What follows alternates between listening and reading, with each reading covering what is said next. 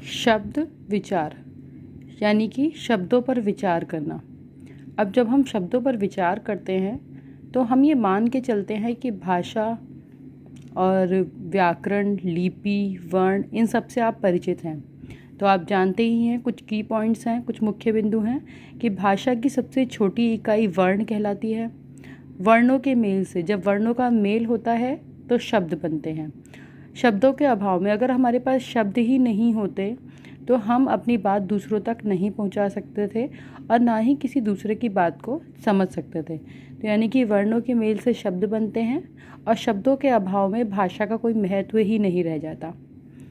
अगला है, वर्णों के सार्थक मेल को ही शब्द कहा जाता है। अब ऐसा नहीं है कि आप कुछ भी मिला के लिख दें तो वो शब्द बन जाएगा, जब तक कि उसका एक अपना अर्थ नहीं होगा। सार्थक मीन्स एक सही मेल, एक सही अर्थपूर्ण मेल।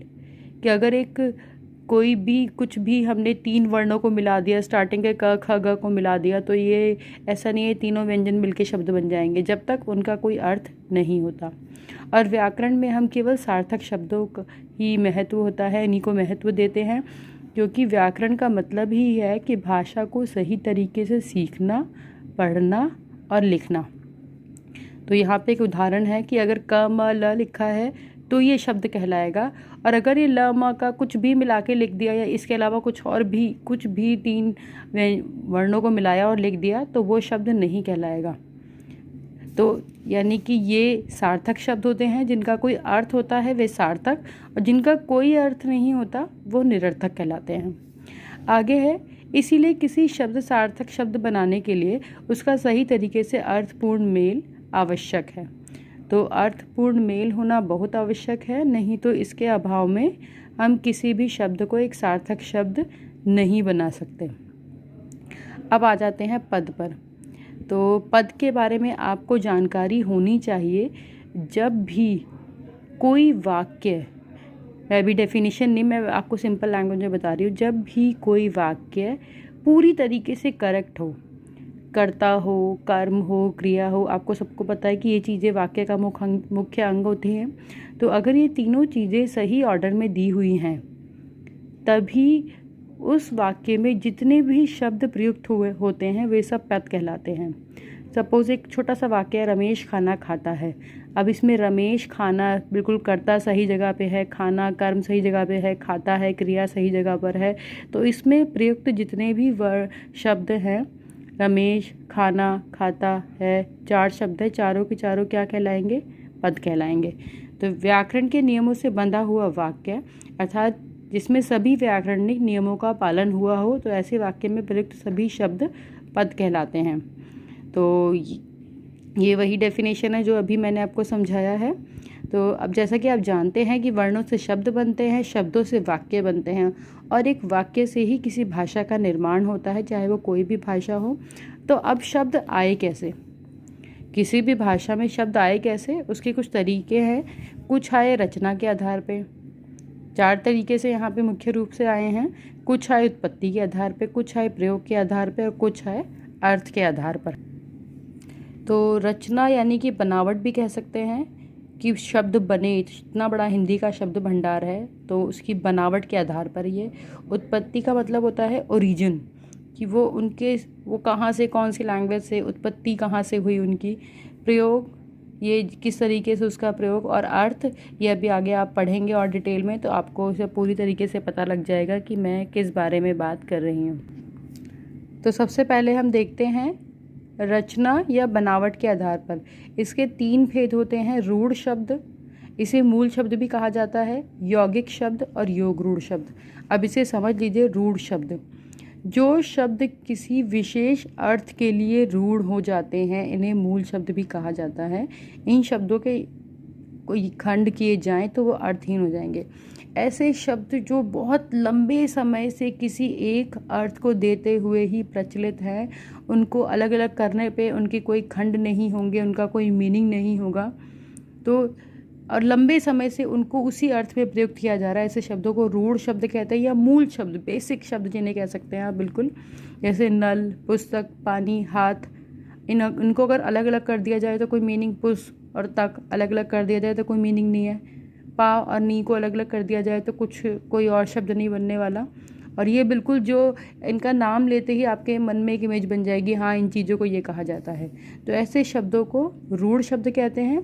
प्रत्येक रूढ़ शब्द का एक निश्चित अर्थ होता है और ये बहुत लंबे समय से इसी अर्थ में प्रयुक्त होते हैं। तो रूढ़ शब्द, मूल शब्द भी कहते हैं इन्हें। बहुत ही आसान, आपको पढ़कर ही पता लग जाएगा कि कौन से शब्द रूढ़ शब्द कहला सकते हैं। आगे है यौगिक शब्द। अब यौगिक यानी कि योग का मतलब होता है मेल। अब दो या दो से अधिक शब्दों या शब्दांशों के मेल से बने शब्द यौगिक शब्द कहलाते हैं। हिंदी भाषा में आपने बहुत सारे ऐसे शब्द देखे होंगे जो दो शब्दों के मेल से बने होते हैं। तो दो शब्दों की, जैसे रसोई और घर, दो अलग अलग शब्द थे, इनको मिला के एक शब्द बन गया रसोई घर, ये यौगिक हो गया। प्रयोग एक शब्द था, शाला एक शब्द था, प्रयोगशाला। इसी तरह पाठशाला भी बन सकता है। ऐसे बहुत सारे शब्द है। घोड़ा गाड़ी, तो ये क्या है, दो शब्दों को मिलाया और हमारा दोनों को मिला के एक शब्द बन गया, बिल्कुल मीनिंगफुल, जिसका एक सही मीनिंग निकलता हो। तो ऐसे शब्दों को यौगिक शब्द कहते हैं। अब एक और चीज़ यहाँ पे लिखी हुई है मैंने, शब्दांशों। शब्द तो आपको समझ आ गए होंगे। शब्दांशों समझ लीजिए, शब्द के अंश, वो अपने आप में पूर्ण शब्द नहीं होते, शब्दों का अंश होते हैं। उपसर्ग और प्रत्यय द्वारा भी जैसे शब्द बनाए जा सकते हैं। उपसर्ग किसी शब्द के प्रारंभ में लगकर नया शब्द बनाते हैं और प्रत्यय किसी शब्द के अंत में लगकर नया शब्द बनाते हैं। तो यौगिक शब्दों की रचना उपसर्ग और प्रत्यय द्वारा भी होती है। तो उपसर्गों का भी अपना एक मीनिंग होता है और प्रत्यय का भी इसी तरीके से। तो उपसर्ग, इन्हें शब्दांश कहा जाता है। ये शब्द नहीं होते, ये शब्दांश होते हैं। शब्दांश मीन शब्दों का अंश। तो ये हो गए यौगिक शब्द। अब आ जाइए योग रूढ़। अब जो दोनों आपने पढ़े हैं, इन दोनों की क्वालिटीज़ इसमें है। ये यौगिक भी हैं और रूढ़ भी हैं। किस तरीके से देखते हैं? योग रूढ़ मतलब, योग रूढ़ शब्द भी यौगिक शब्दों की तरह ही दो शब्दों के मेल से तो मिलकर बने होते हैं, लेकिन ये किसी विशेष अर्थ के लिए रूढ़ हो जाते हैं। पहली क्वालिटी यौगिक शब्दों की तरह है कि ये दो शब्दों के मेल से बने हैं, और दूसरी क्वालिटी रूढ़ शब्दों की तरह है कि ये आज किसी एक विशेष अर्थ के लिए रूढ़ हो गए हैं। मैं आपको एक उदाहरण देती हूँ कि आसान सा उदाहरण है, चिड़ियाघर। इसमें लिखा नहीं है लेकिन मैं आपको समझा रही हूँ। चिड़ियाघर, अगर चिड़िया और घर यानी कि दो अलग अलग शब्द हैं इसमें, चिड़िया घर को मिला लिया जाए तो अगर हम नॉर्मल सोचे तो चिड़ियाघर मतलब चिड़िया का घर, जहाँ पे चिड़िया बर्ड रहती है, स्पैरो रहती हो। लेकिन चिड़ियाघर, हमारा मेंटल सेटअप चिड़ियाघर जैसे ही बोला तुरंत हमारे दिमाग में चिड़ियाघर मतलब जू की इमेज आ जाती है कि चिड़ियाघर वो जू है। तो ये बहुत लंबे समय से इसी तरह इस्तेमाल होते होते आज ये चिड़ियाघर किसी और ही अर्थ के लिए रूढ़ हो गया है। गजानन नाम लेते ही हम सीधा गणेश जी की इमेज सामने आ जाती है, गजानन। तो गजानन उन्हीं के लिए प्रयुक्त होता है। मुरलीधर कोई भी मुरली धारण कर ले लेकिन वो मुरलीधर नहीं कहलाएगा। मुरलीधर हम किसके लिए प्रयोग करते हैं? श्री कृष्ण के लिए। तो ऐसे शब्द जो दो शब्दों के मेल से तो बने थे लेकिन आज वो किसी विशेष अर्थ के लिए रूढ़ हो गए हैं, उन्हें योग रूढ़ कहा जाता है। नेक्स्ट है उत्पत्ति के आधार पे। उत्पत्ति का मतलब उनका ओरिजिन जहाँ से हुआ है। अब इसके हैं 1 2 3 4 5, ये बाद में ऐड हुआ है। वैसे इम्पॉर्टेंट ये 4 मेन है जो मुख्य रूप से आप देखेंगे। कुछ बुक्स में ये वाला भी दिया हुआ है लेकिन ये 4 मेन है, आप इनको ध्यान रखिए। तो पहला है तत्सम, तत् उसके, सम समान उसके समान। किसी भाषा के मूल शब्दों का ज्यों का त्यों उपयोग। मूल शब्द मीन्स किसी भी भाषा के जो बेसिक शब्द होते हैं उनको जब हम एज इट इज़ बिना किसी परिवर्तन के स्वीकार करते हैं तो वो तत्सम कहलाते हैं। और यहाँ पे वो जो भाषा है जिसके हमने शब्द स्वीकार किए हैं हिंदी में, वो है संस्कृत। संस्कृत के वे शब्द जो बिना किसी परिवर्तन के हिंदी में स्वीकार किए गए हैं वे तत्सम शब्द कहलाते हैं। आपने बहुत सारे तत्सम शब्दों का प्रयोग देखा होगा। ग्राम, अग्नि, वृक्ष, प्रकाश, सूर्य आदि ऐसे बहुत सारे शब्द हैं, बहुत सारे एग्जाम्पल्स हैं। आप किसी भी व्याकरण की बुक से इन्हें समझ सकते हैं। ये बिना किसी परिवर्तन के हिंदी में प्रयोग किए जाते हैं, बिल्कुल ऐसे ही। तत्सम के बाद नेक्स्ट आ जाता है तद्भव। ये इनको जब आप लर्न करिएगा तो दोनों को, ये दोनों लिंक हैं एक दूसरे से बिल्कुल मिलते जुल, इनको एक साथ इनका पेयर बना के आप समझेंगे तो आपको आसानी से याद रहेंगे। तत्सम तद्भव। अब संस्कृत भाषा के वे शब्द संस्कृत भाषा के ही शब्द हैं, लेकिन जो थोड़े से परिवर्तन के बाद हिंदी में प्रयोग किए जाते हैं उन्हें हम तद्भव कहते हैं। आपको पता है संस्कृत का शब्द भंडार बहुत बड़ा है, हिंदी का शब्द भंडार भी बहुत बड़ा है। तो इनमें से क्या हुआ कि हम दोनों, हिंदी में हमने दोनों तरीके के शब्दों को स्वीकार कर लिया। आपने समानार्थी पर्यायवाची पढ़े होंगे, कितने सारे के शब्द के समानार्थी होते हैं। तो बिल्कुल जैसे अभी हम ऊपर का भी मैं आपको समझा देती हूँ। ग्राम को हम गांव लिख सकते हैं, अग्नि को हम हिंदी में आग भी लिखते हैं तो भी करेक्ट है, वृक्ष को पेड़ लिख देंगे तो भी करेक्ट होगा, प्रकाश को उजाला लिख देंगे तो भी करेक्ट होगा, सूर्य का सूरज, तो यहीं देखिए दधी का दही, गृह का घर, अग्नि का आग आदि ऐसे बहुत सारे शब्द हैं। तो तत्सम शब्द संस्कृत भाषा के शब्द थे और हमने थोड़ा सा परिवर्तन करके इन्हें हिंदी में अपना लिया है।